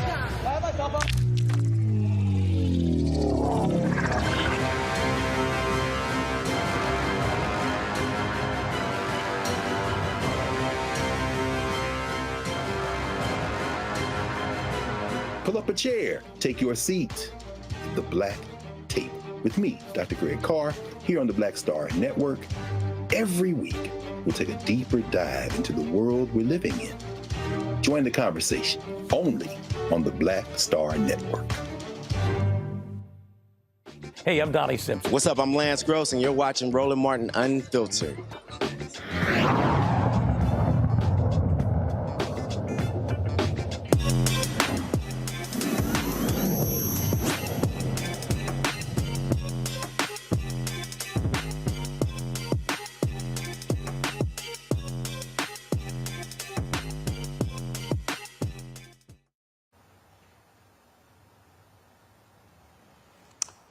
Folks, we talk about education. This is critically important for us, and the idea charter schools have a growing in popularity. Parents want more choices when it comes to their children. But what about a virtual charter school? My next guest is Adam Mangana, Chief Product Officer for Optima Ed from Naples, Florida. He currently lives in Las Vegas, and it's a virtual reality charter school, which is obviously a very interesting concept. So, Adam, glad to have you here. So explain to us this Optima Academy, a virtual reality charter school? Absolutely, Roland. Thank you so much for having me. Imagine our students being able to travel back in time or to travel to the moon. It's a profoundly more interesting experience for our students to learn conceptually. And so we've built a Web3 experience, which is on a social VR platform, where instead of being on the checkerboard of faces we call Zoom, students are together in community in the metaverse learning together. And we're running right now over 1,100 courses in the state of Florida, all tuition free for students to be able to access this incredible coursework. So we're really excited about giving more access to Black and brown students all over the country and expanding beyond Florida in the coming years. And so walk us through this. How many students are currently involved in this virtual reality charter school?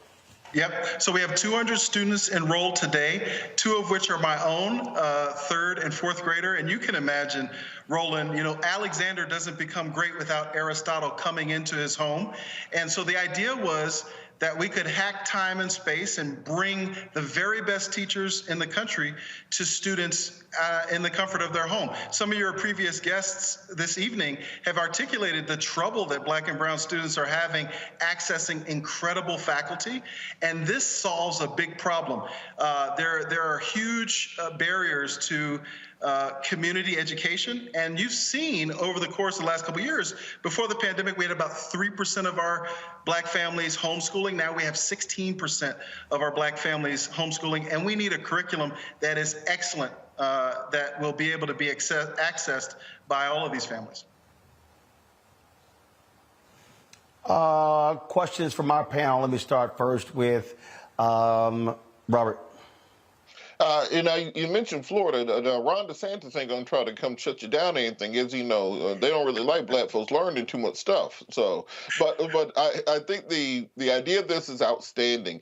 Can you kind of talk about how you're working to get this into the hands of more families? Because I think this is an outstanding concept. How can we make sure more people know about this and more people are able to participate? Yeah, tremendous question. I think what's really critical here is that Black families understand that the entire internet is moving into 3 dimensions. And we have an opportunity right now to allow families to get access to this content. How do we offer a world-class education if we're going to put barriers up like cost, if we're going to put barriers up like geography? What we're able to do is take a world-class education. Augustine says, the world is a novel. If you stay in one place, you've only read one chapter. You know, how do you give a child in inner city Miami access to a world-class education without being able to take them all over the world? And up until this point, the ability to do that in an analog way has been price prohibitive. And we've been able to hack that with the power of immersive computing. So we, right now, we're able to deliver this completely free in the state of Florida because we've done a 900-page application with the state to have the curriculum approved. And we plan to expand to other states now that we've been able to launch successfully in Florida. All right, then. Let's see here. Rebecca. Sure. So, Adam, how do you bridge the gap in the virtual world between a didactic learning style, like a hands-on learning style, to virtually? How do you make sure that students who might have neurodivergence or all sorts of different ways and modalities of how they learn, how do you make sure that this type of model can work, across the spectrum of different types of learners? So this is a tremendous question. We know that Zoom was engineered as a conference call, so it doesn't really meet the needs of students who are learning online. But when we think about what do students who have neurodiversity actually need, they need concept-based instruction, right? Augustine says the words printed here are concepts, we must go through the experiences. So the idea that a student who's learning the parts of a plant, for example, in the state of Florida, can actually pick up the plant and label the xylem and the phloem, or enter a cell as opposed to read about the cell, this makes learning more efficient. And one of the proofs in the pudding is that we have a tremendous partnership in the state of Florida with an organization called Step Up for Students. It represents 94,000 families with neurodiversity. And so being able to learn in a hands-on fashion, in a concept-based way, where students can actually manipulate the academic assets, becomes a very, very relevant and engaging way to learn. And as you know, with students with neurodiversity, the more relevance and the more engagement that we can offer, the better chance we have of growth. Right now, we've shown about 9% higher performance on math and literacy than our other counterparts right now in the state of Florida. So we believe that the concept-based model is a much better model for students who need that kind of approach. Scott. Oh, I get a question now. Wow. Okay. So. You get a question. A question. I forgot it's your show. You know what? I love the concept, but what do you say to your critics who say, okay, it's in Florida, you got virtual learning, I like everything about that, but there's more to an education than just teaching. What about the lack of social interaction, these kids who are enrolled, that they lose that concept and precept, and just how to socialize and talk to other students, even though they may be getting a great education? What do you say to those critics of your program? So I am so grateful for that question, because that's really the insight. That's the thing that we know to be true that others would disagree with us on. Because it is a social VR platform, students are actually physically together in the metaverse as avatars. So we're solving the loneliness problem in online education by having that common courtesy of connection and that sense of presence, and having a teacher actually deliver instruction with that group of students present together, so that the teacher can give real feedback, real-time feedback, and that the students can benefit from each other's perspectives, right? So you read an incredible book, the memoirs of Frederick Douglass, and then you have the opportunity to discuss the impact of that cultural context in the metaverse. This is a very powerful tool to be able to create, again, relevancy and benefit from the sense of presence that you can achieve on Zoom. How do you deal with the students who do not? How do you deal with the students who don't have high-speed internet to be able to access this virtual reality charter school? Yep. So I'm running right now, Roland, on a Wi-Fi hotspot, and because we're funded publicly, we're able to provide internet for our families. My two children actually go to school in a rural area on a farm. And so, part of this was selfish for me. I wanted them to have a world-class education, and we wanted to develop it in a way that if we could ship a Wi-Fi hotspot, we could run the school. And so the great thing is, families can take this school with them if they travel internationally, if they're traveling around the country. They're not confined to a specific geography. This is what I think is revolutionary about our approach. The other element that I would add is that, part of my dream is to make ambulatory learning great again, right? Our very best teachers, Jesus, Socrates, these folks did not read nor write, but what they did was they walked next to their students and they asked them questions. And so that ability to take your very best teacher with you and have that teacher extend thinking by asking great questions like your panel is asking this evening, I think is a very revolutionary concept in terms of giving access to a world-class education. All right, then. Look, we certainly appreciate it. Where can people get more information? Oh, absolutely. Check us out at optimaed.com, and our school is Optima Academy Online. You can see us, check us out on Twitter, YouTube, and Instagram as well. All right. We appreciate it. Thanks a lot. You're amazing. Love your show, Roland. Thanks, you. I appreciate it. Thanks a lot, folks. I got to go. I got to go moderate. Sit on the panel for NAACP. We'll stream that later. I am not here tomorrow. Robert, are you filling in tomorrow? Nobody told me yet, but if you need me to, Okay. Erica, Erica's filling in tomorrow. Sorry, I thought it was you. So I'm speaking to the AK Regional in Huntsville, Alabama. So I'm flying on a red eye tonight to get there. So the AKs, I'll see y'all tomorrow. Then I'm back to LA on Friday for the Image Awards. We got interviews with Roland. We're going to be on the red carpet. And of course, we're going to be on the red carpet on Saturday as well. So Rebecca, Robert, and Scott, 5 questions, Bolden. We appreciate it. Thanks a bunch. I'll see y'all on Friday. Y'all know how we do. Holla! Folks, Black Star Network is here. Oh, no punches! I'm real revolutionary right now. Support this man, Black Media. He makes sure that our stories are told. Thank you for being the voice of Black America, Roland. Stay black. I love y'all. All momentum we have now, we have to keep this going. The video looks phenomenal. See, there's a difference between Black Star Network and Black-owned media and something like CNN. You can't be Black-owned media and be scared. It's time to be smart. Bring your eyeballs home. You dig? Pull up a chair. Take your seat. The Black Tape with me, Dr. Greg Carr, here on the Black Star Network. Every week, we'll take a deeper dive into the world we're living in.